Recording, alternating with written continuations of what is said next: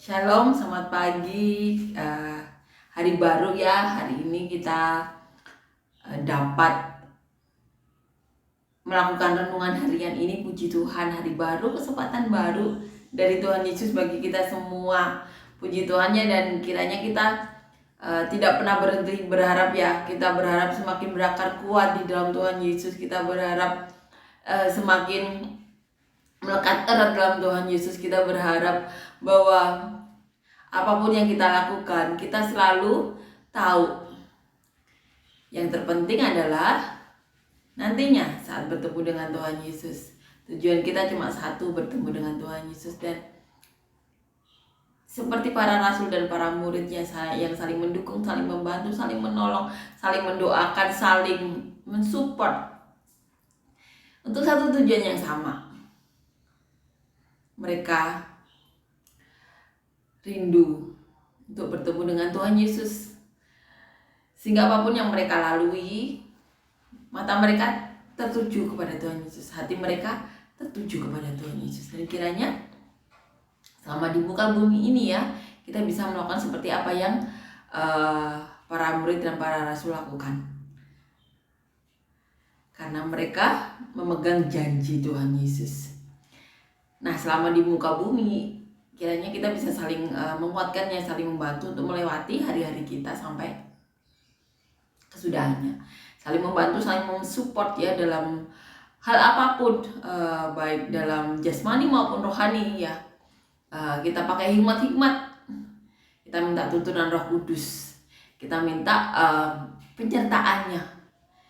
Kita tahu bahwa Roh Kudus yang ada dalam diri kita melakukan hal-hal yang tidak pernah kita bayangkan sebelumnya.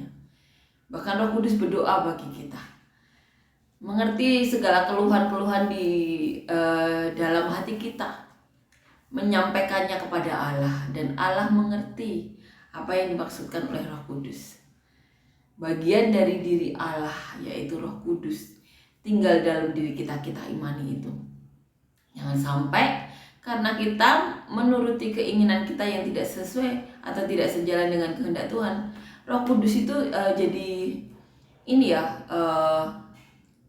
tidak kita aktifkan. Karena apa? Karena pikiran hati kita itu tertuju kepada hal-hal yang tidak sesuai dengan kehendak Tuhan. Jangan lakukan itu.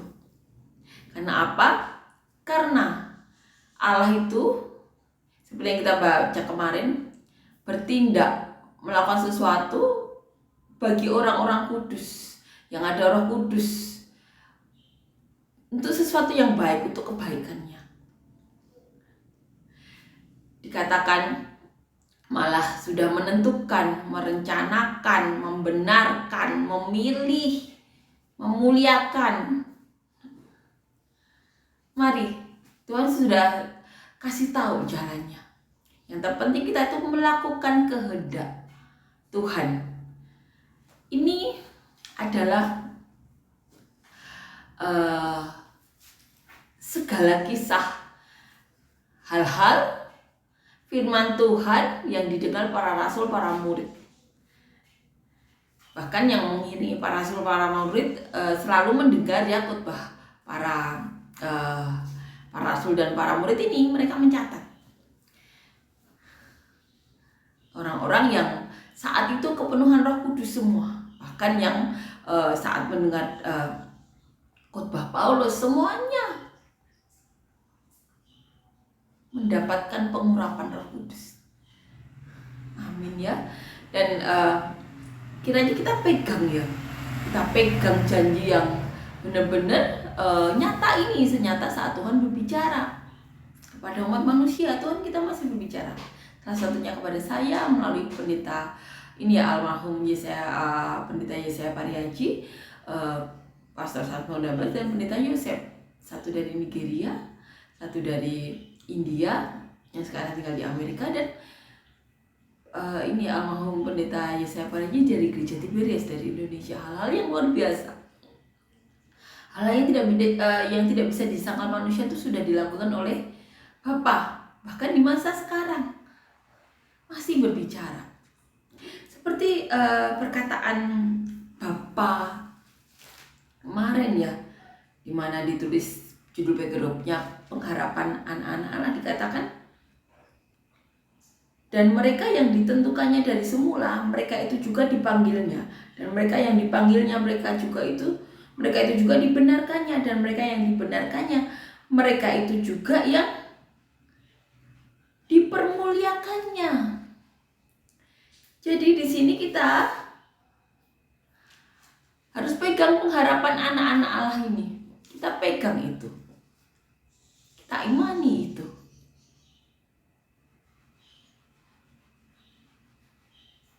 Amin ya. Di ayat 28 kita bisa baca, kita tahu sekarang bahwa Allah turut bekerja dalam segala sesuatu untuk mendatangkan kebaikan bagi mereka yang mengasihi Dia. Mengasihi Dia. Allah itu turut bekerja dalam segala sesuatu untuk mendatangkan kebaikan bagi mereka yang mengasihi Dia. Jadi mari kita renungkan, apakah saat ini kita mengasihi Tuhan Yesus atau tidak? Karena Tuhan Allah kita itu turut bekerja dalam segala sesuatu untuk mendatangkan kebaikan bagi orang-orang yang mengasihi Dia. Amin ya. Jadi selama kita di dunia, kesempatan kita untuk merenungkan, kita introspeksi diri, kita bercermin melalui ayat-ayat Alkitab yang kita baca setiap hari. Apakah tindakan kita selama ini mencerminkan mengasihi Dia? Karena Allah sendiri Paulus berkata, Allah turut bekerja untuk mendatangkan kebaikan bagi orang-orang yang mengasihi Dia. Amin ya. Amin.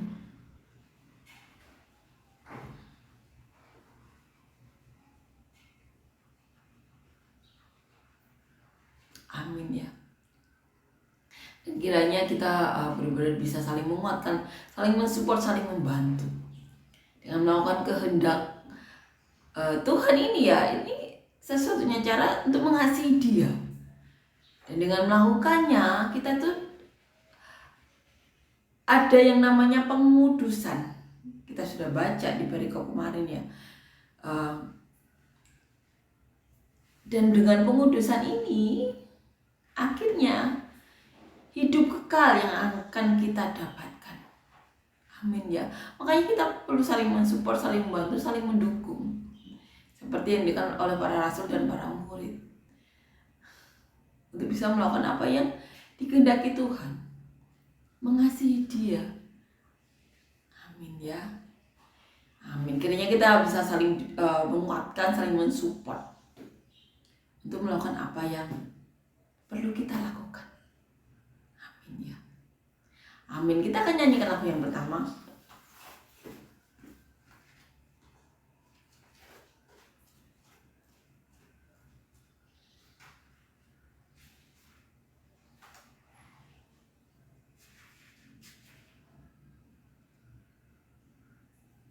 Hanya dekat Allahku,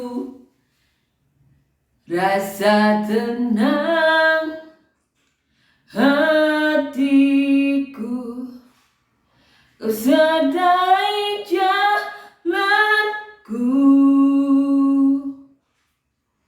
sepanjang hidupku. Hanya dekat padamu ada kekuatan baru, Kaulah perlindunganku, keselamatanku. Ku ingin selalu bersekutu denganmu, menikmati hadiratmu. Biarkan rohmu tinggal dalam hidupku. Sungguh indah bersamamu,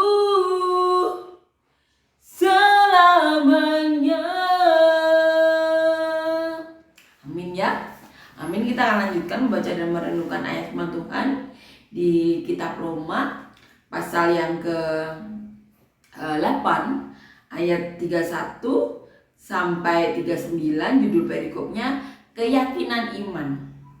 Sebab itu, apakah yang akan kita katakan tentang semuanya itu? Jika Allah di pihak kita, siapakah yang akan melawan kita? Ia yang tidak menyayangkan anaknya sendiri, tetapi yang menyerahkannya bagi kita semua. Bagaimanakah mungkin ia tidak mengaruniakan segala sesuatu kepada kita bersama-sama dengan dia? Siapakah yang akan menggugat orang-orang pilihan Allah? Allah yang membenarkan mereka, siapakah yang akan menghukum mereka? Kristus Yesus yang telah mati, bahkan lebih lagi, yang telah bangkit, yang juga duduk di sebelah kanan Allah, yang malah menjadi pembela bagi kita. Siapakah yang akan memisahkan kita dari kasih Kristus? Penindasan atau kesesakan atau penganiayaan, atau kelaparan atau ketelanjangan atau bahaya atau pedang, seperti ada tertulis, oleh karena engkau kami ada dalam bahaya maut sepanjang hari, kami telah dianggap sebagai domba-domba sembelihan. Tetapi dalam semuanya itu kita lebih daripada orang-orang yang menang oleh Dia yang telah mengasihi kita. Sebab aku yakin bahwa baik maut maupun hidup, baik malaikat-malaikat maupun pemerintah-pemerintah, baik yang ada sekarang maupun yang akan datang, atau kuasa-kuasa baik yang di atas maupun yang di bawah, ataupun sesuatu makhluk lain tidak akan dapat memisahkan kita dari kasih Allah yang ada dalam Kristus Yesus Tuhan kita. Amin ya. Puji Tuhan, amin. Kita tahu bahwa keyakinan iman ini benar-benar menguatkan kita. Bahkan Paulus berkata, sebab itu, apakah yang akan kita katakan tentang semuanya itu? Jika Allah di pihak kita, siapakah yang akan melawan kita? Itu yang dikatakan Paulus. Bahkan Paulus kita tahu menghadapi banyak hal. Paulus sampai mengatakan penindasan atau kesesakan atau penganiayaan atau kelaparan atau ketelanjangan, bahaya atau pedang. Paulus mengatakan hal-hal seperti itu. Tetapi sekali lagi, kalau Allah di pihak kita, siapakah lawan kita? Karena apa? Pengharapan di dalam Tuhan Yesus itu tidak akan pernah sia-sia. Di sini kita tahu pengharapan kita itu apa? Hidup yang kekal, hal yang pasti yang sudah dilakukan Tuhan Yesus bagi kita. Pembenaran yang diberikan Tuhan Yesus kepada kita itu menyelamatkan kita. Kita itu orang-orang yang sudah ditebus. Amin ya. Ini keyakinan iman yang diucapkan oleh Paulus. Keyakinan iman. Amin ya. Dan kita akan baca di ayat selanjutnya, di ayat 32 dikatakan, ia yang tidak menyayangkan anaknya sendiri, tetapi yang menyerahkannya bagi kita semua. Bagaimanakah mungkin ia tidak mengaruniakan segala sesuatu kepada kita bersama-sama dengan Dia? Allah itu bahkan sampai memberikan anaknya yang tunggal, yaitu bagian dari diri Allah sendiri untuk manusia. Menyelamatkan manusia itu sampai segitunya. Anaknya saja tidak disayangkan, apalagi yang lainnya. Seperti itu. Tuhan Yesus saja diberikan, apalagi hal-hal yang lain. Allah itu juga rindu memberkati.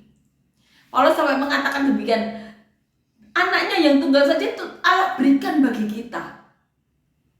Dan keyakinan iman Paulus, Allah juga akan memberikan apa yang diberikan kepada Tuhan Yesus bagi kita.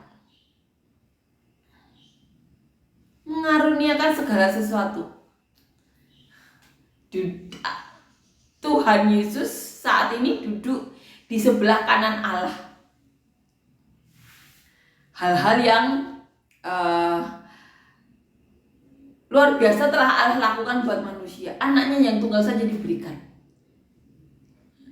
Apalagi berkat yang lain. Itu yang dikatakan Paulus mengimani bahwa apa yang dikaruniakan Allah kepada Tuhan Yesus akan diterima juga oleh manusia, hidup yang kekal bersama Tuhan Yesus di surga. Amin ya. Siapakah yang akan menggugat orang-orang pilihan Allah? Ini yang dikatakan Paulus. Siapa yang akan menggugat orang-orang pilihan Allah? Allah yang membenarkan mereka? Siapakah yang akan menghukum mereka? Kristus Yesus yang telah mati?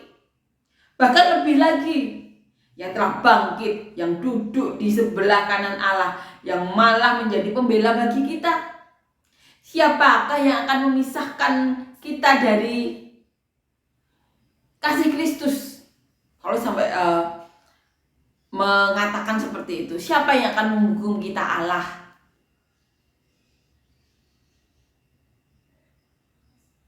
Yang membenarkan mereka. Allah itu kan sudah membenarkan manusia ya, sampai mengirimkan Tuhan Yesus. Siapa yang akan menghukum Tuhan Yesus yang ini, yang telah mati, bahkan lebih lagi yang telah bangkit, yang duduk di sebelah kanan Allah, yang malah menjadi pembela kita?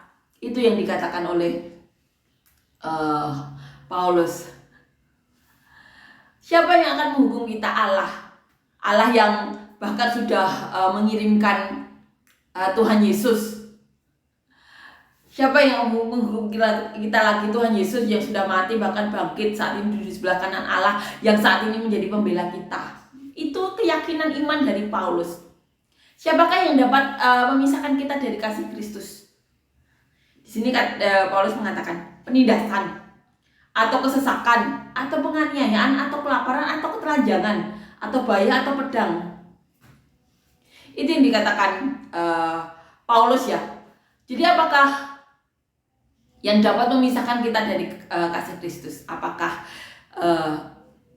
kesesakan atau penindasan selama di dunia ini dapat memisahkan kita dari kasih Kristus? Kesesakan, penganiayaan. Ada tertulis, oleh karena engkau kami ada dalam bahaya maut sepanjang hari.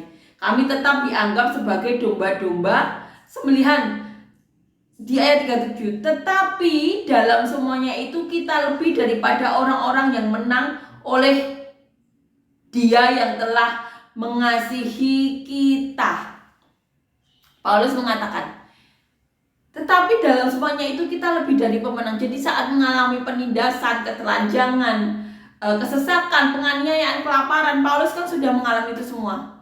Paulus mengatakan, tetapi dalam semuanya itu kita lebih daripada orang-orang yang menang oleh Dia yang telah mengasihi kita. Menang karena apa? Karena Tuhan Yesus yang telah mengasihi kita. Karena Tuhan Yesus mengasihi kita, kita lebih dari pemenang.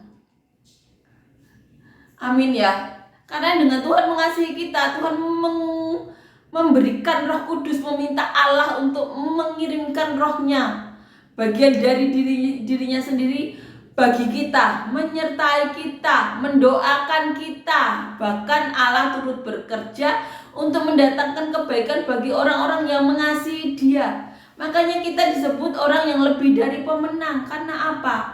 Yang dijanjikan itu lebih dari dunia. Apa? Hidup yang kekal. Amin ya. Amin. Sebarkan ini kepada semua orang. Satu jiwa itu berharga di mata Tuhan. Kita sebarkan berita kasih karunia ini kepada semua orang, bahwa siapapun ya yang mengasihi Dia, Allah itu turut bekerja mendatangkan hal-hal yang baik kepada setiap orang yang mengasihi Dia. Beritakan semua ini kepada semua orang. Satu jiwa itu sangat berharga. Dan kita berkejar-kejaran waktu dengan Lucifer. Sebarkan ke semua orang. Semakin banyak orang diselamatkan, surga akan lebih seru bersorak-soranya. Amin ya. Sebarkan ke semua orang. Kita sebarkan iman ini. Biarkan sisanya Roh Kudus yang bekerja, membuka hati mereka. Dan kita berharap banyak mujizat terjadi. Mereka mendapatkan berkat yang mereka tahu dari Tuhan, sehingga mereka rindu untuk memberkati orang lain lagi. Banyak orang yang bisa merasakan dukungan ya, lawatan bisa mereka rasakan. Kita sebarkan berita sukacita ini, semakin banyak yang diberkati, semakin banyak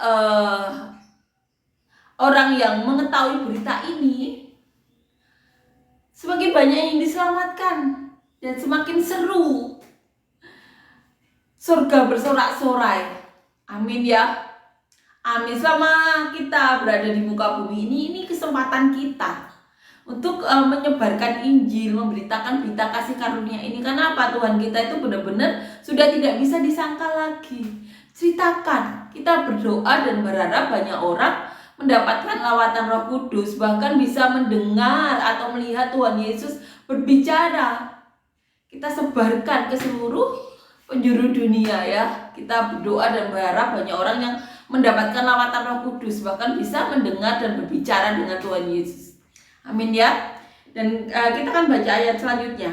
Di ayat 38 dikatakan, sebab aku yakin bahwa baik maut maupun hidup, baik malaikat-malaikat maupun pemerintah-pemerintah, baik yang ada sekarang maupun yang akan datang, atau kuasa-kuasa baik yang di atas maupun yang di bawah, ataupun sesuatu makhluk lain, tidak akan dapat memisahkan kita dari kasih Allah yang ada dalam Kristus Yesus Tuhan kita. Keyakinan Paulus ini diberikan, diajarkan kepada jemaat di Roma. Paulus mengatakan,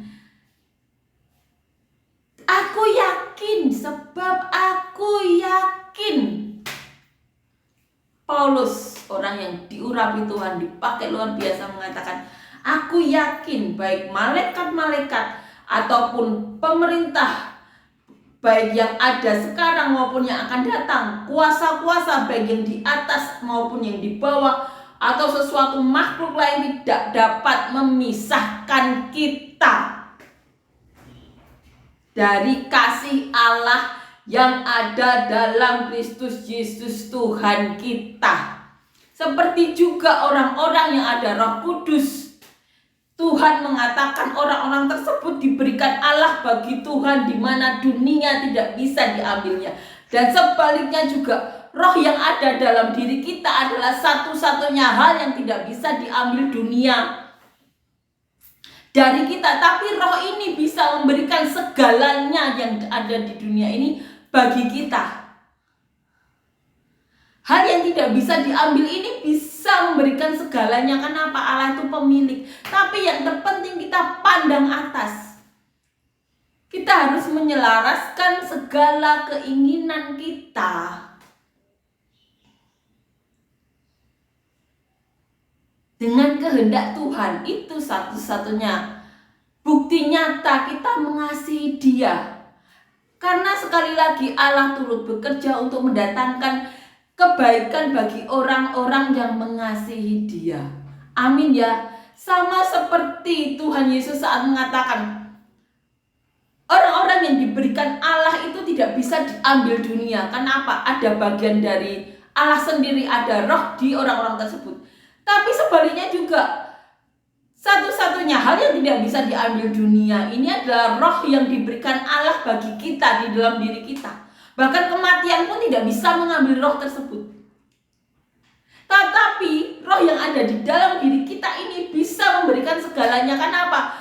Allah turut bekerja untuk mendatangkan kebaikan bagi orang yang mengasihi Dia. Jadi yang terpenting itu selaraskan keinginan kita dengan kehendak Tuhan. Karena sekali lagi, segala yang dititipkan Tuhan bagi kita di dunia ini, semuanya akan dipertanggungjawabkan, seperti talenta yang pernah atau sering kita baca, di mana tuannya akan meminta pertanggungjawaban dari talenta yang dititipkan. Amin ya. Apapun yang kita lakukan, apapun yang Tuhan Yesus berikan karena kita mengasihi Dia, itu menjadi tanggung jawab saat kita di dunia.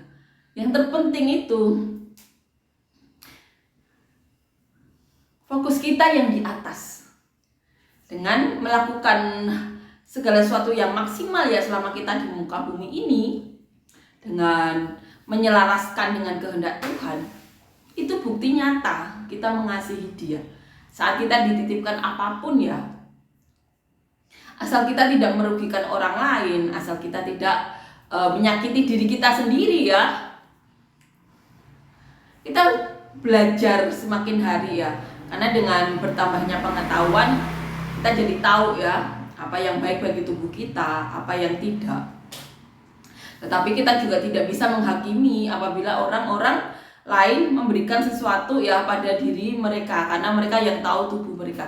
Yang terpenting kita bisa menjadi saluran berkat, kita tidak merugikan orang lain, kita berusaha tidak menghakimi orang lain, amin ya. Tapi kita belajar untuk saling menyelamatkan, amin ya. Karena masalah orang-orang zaman sekarang itu, mereka berpikir untuk menghakimi, untuk mereka pikir untuk hal yang baik. Tapi Tuhan sendiri mengatakan menghakimi itu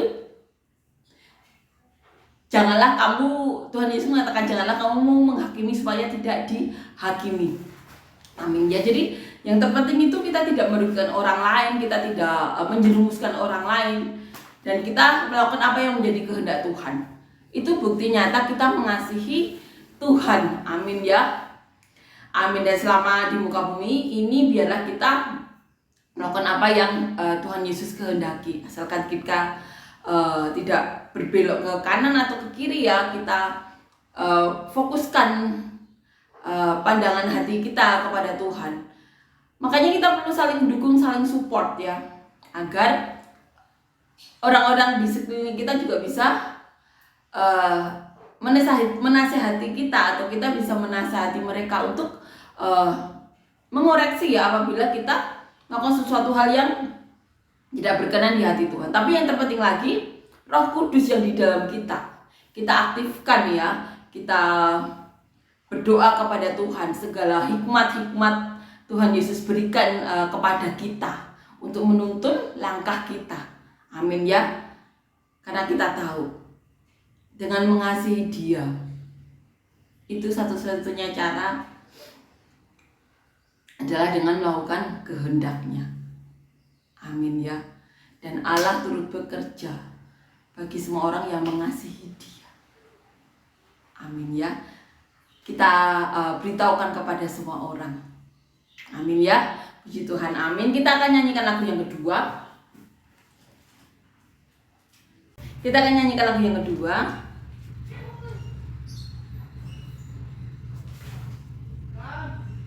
Tuhan, ku mau menyenangkan-Mu.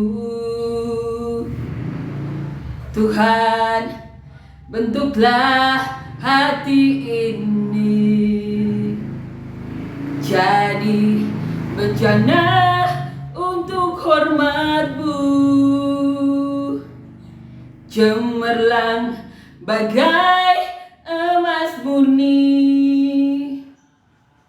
Tuhan, ku serahkan hatiku, semua ku berikan padamu. Kuduskan hingga tulus selalu, agar aku menyenangkan-Mu, menyenangkan-Mu, senangkan-Mu. Hanya itu kerinduanku, menyenangkan-Mu, senangkan hatimu. Hanya itu kerinduanku.